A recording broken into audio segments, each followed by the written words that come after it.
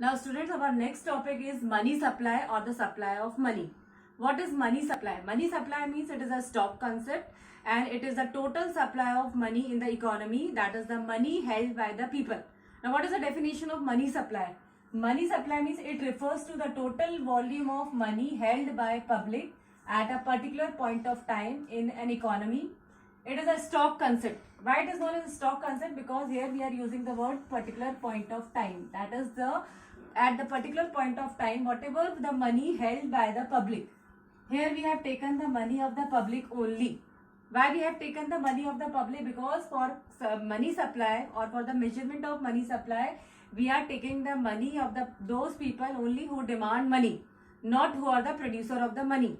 So who are the producer of money? The producer of money are the Reserve Bank of India, the government and the commercial bank. These are known as the producer of money, and we are not taking the money of these governments, that RBI and the commercial bank. So how they are known as the producer of money? Because RBI is known as the producer of money because RBI is producing different currencies of different denomination, and Government of India is also known as the producer of money because all types of coins are issued by Government of India. RBI is not issuing the coins, RBI is issuing the currency notes, and different types of coins are issued by the Government of India. So he is also known as the producer of money. And the commercial bank. Commercial bank, commercial bank is also known as the producer of money because commercial bank produce money by the help of demand deposits.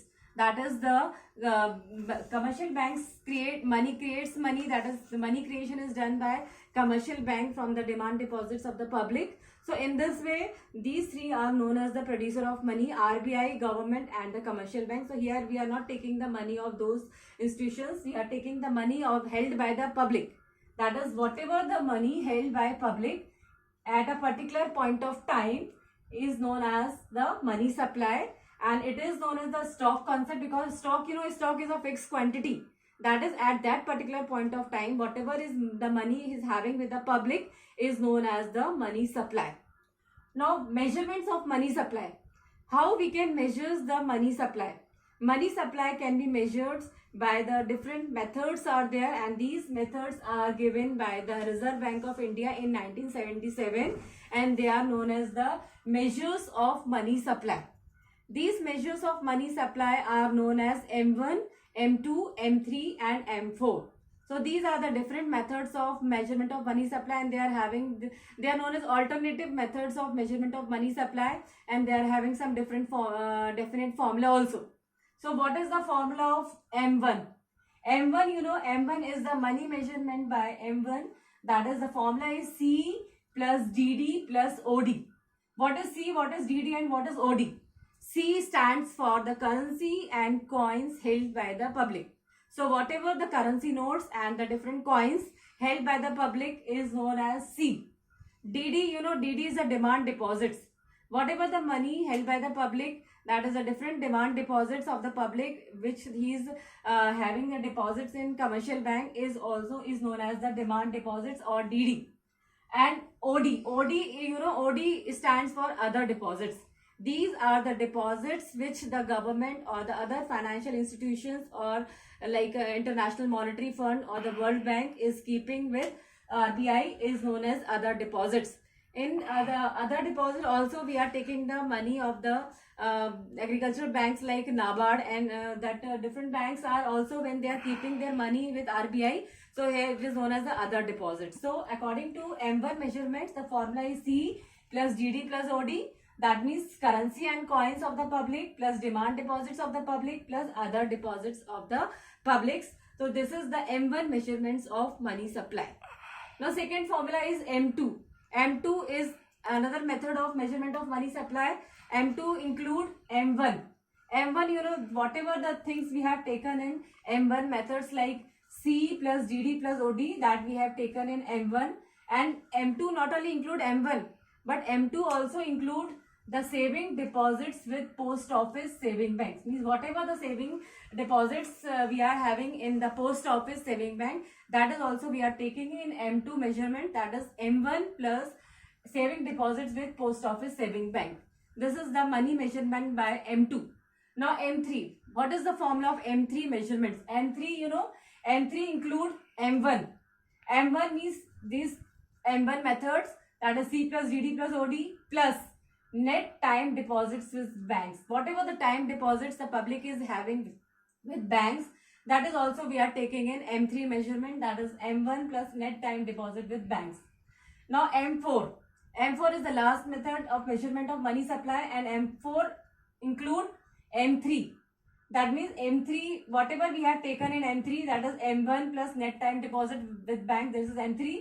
So here we have taken M3 and M3 plus total deposit with post office saving bank. So this is the formula of measurement of money supply by M1, M2, M3 and M4, and it is given by Reserve Bank of India in the year 1977, and that time we are applying these formulas for measurement of money supply of our economy. M1 and M2 are known as narrow money, while M3 and M4 are known as broad money. So what is narrow money and what is broad money? Narrow money, you know, narrow money included all physical money, which such as coins and currencies, demand deposits and other liquid assets. It is liquid assets, and it is most liquid financial assets. You know, liquid assets means it can easily convert it into cash. So whatever the currency plus coins plus demand deposits and other liquid assets that are all known as, or are liquid assets which can be easily converted into cash, are known as narrow money. So M1 and M2, we are saying it is a narrow concept of money. Now broad money. Broad money means, broad money is the most flexible method of measuring money, measuring an economy's money supply and accounting for cash and other assets easily converted into currency. Broad money, you know, broad money include not only the currency, demand deposit and other liquid assets, but also it includes the saving deposits plus time deposits and other saving certificates also. So it is known as broad concept of money. So in this way we have divided the measurement into two categories, that is M1, M2 is known as the narrow money and M3, M4 is known as broad money. So this is how we can calculate the money supply of the economy, that is the measurement of money supply, the total money in circulation in our economy. And it is the stock concept, because it is in the stock money we are taking the money of the public, means those who are having the demand of money, those not those persons who are the producer of money. Now how we can calculate M1, M2, M3 and M4?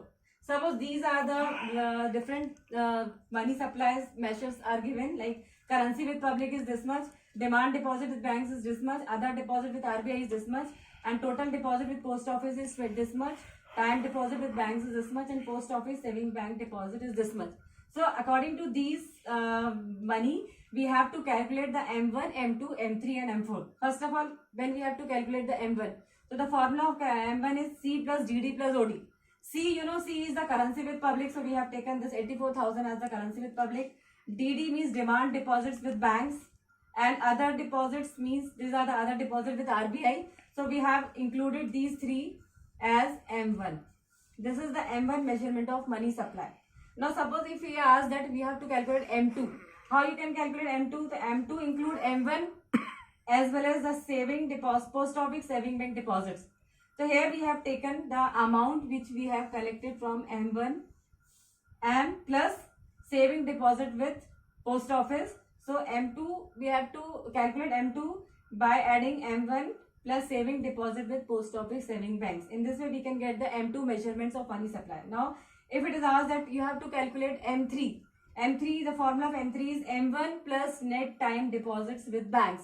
So M1, already you got M1 methods. The amount you have got from M1 is this much, 1,55,612 plus net time deposit with banks. How much is net time deposit with bank? These are the time deposit with bank. This 2,555,000. So this you have taken and you have add all these as money. So you will get M3 measurement. Now M4. M4, how you will get the M4 measurements? M4 measurement you got by the formula, that is M3 plus total deposit with post office. So what is M3? M3 already you got this much, you got M3 measurement of money supply. The total money will by M3 measurement, this you have taken, and it include deposit with post office. So deposit with post office is, this is a total deposit with post office. So here you have taken this, and in this way you will get the M4 also. So now understand, student, that how you can calculate the money measurement by M1, M2, M3 and M4. and how you can understand about the narrow money and the broad money. So this is the chapter I have explained about the money. And to conclude the chapter, I will again first give you the summary of the chapter, that what are the things you have studied today in money chapter. That is, first of all, you have studied about the money, definition of money, then barter system, drawbacks of the barter system, and the evolution of money, that what are the different forms of money you have from the olden times to the modern times, how much the money will be, the different types of money we have used, and then forms of money. And after that, the money supply. Money supply, you know ki that how much the money is in circulation in our economy, that we have studied with the help of money supply. And money supply has some different methods are there, like M1, M2, M3 and M4. So M1, M2 and M3, M4 has some formulas are there. So you just understand, you should learn the formulas, that what is the formula of M1, what is the formula of M2, M3 and M4. And so you can understand the money supply also. And you can understand that what is the functions of different functions of money, and how the money is useful in the economic development of the country.